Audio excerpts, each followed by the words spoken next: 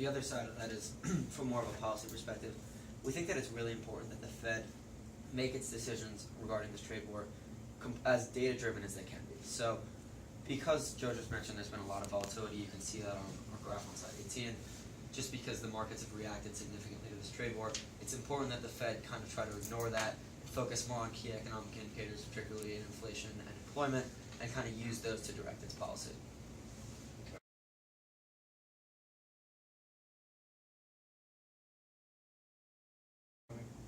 Well, generally speaking, we actually recently learned in my econ class that any sort of cutting taxes obviously puts consumers a lot more money and they're able to spend more. The interesting thing that we find is not necessarily that the Trump administration is cutting taxes and increasing its spending. It's more when they're doing it. So we found that this is coming very late in the economic cycle. Like we mentioned, this is 105 months of consecutive GDP growth. So the risk of that becomes, if you're going with such an expansionary fiscal policy already so late in the business cycle, it's possible that that could come with kind of negative effects.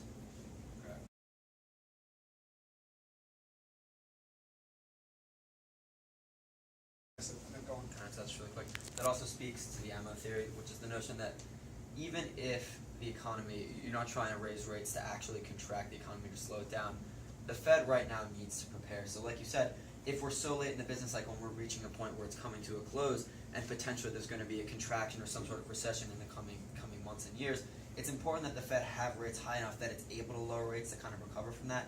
And because rates were so close to zero following the recession for such a long time, it's important that they start to raise rates just to prepare for that.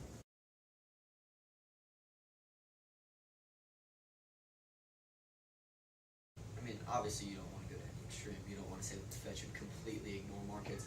With that said, it is kind of part of the general Fed kind of tradition to do its best to keep its eye more on general macroeconomic indicators, whether that's things like CPI or expenditures or unemployment, as opposed to things like the equity markets. And like you said, equity markets are a fantastic indicator for consumer and business sentiment. The problem is sometimes that sentiment's so reactionary. It goes back to John Maynard Keynes' famous phrase, animal spirits, and that people just react to things to such an extreme degree sometimes that you don't want the Fed reacting, as quickly to that. You kind of want to look at things from a step back.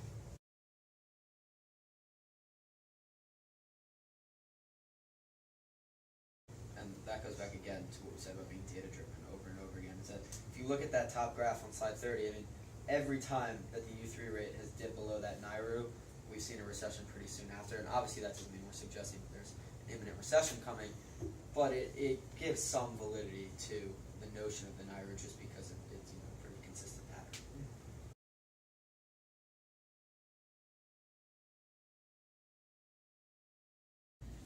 Just really quickly to add on to that, obviously the Fed is not supposed to watch markets specifically and kind of base its monetary policy based on that, but it's important to know why things in the market have changed. So if you looked at our volatility slide, I think it was slide 17 or 18, you'll see that it spiked in late January and early February, and we kind of talked about why. It was things like a late in the business cycle fiscal policy, expansion of fiscal policy, and also just rising inflation expectations. A lot of that has kind of curbed since then, and the new trend you'll see in the market is a lot of people worried about a trade war and what effect that could have on the market. So it's important that the Fed understand that a lot of these changes are very short term, and it has to kind of watch its monetary policy in that context.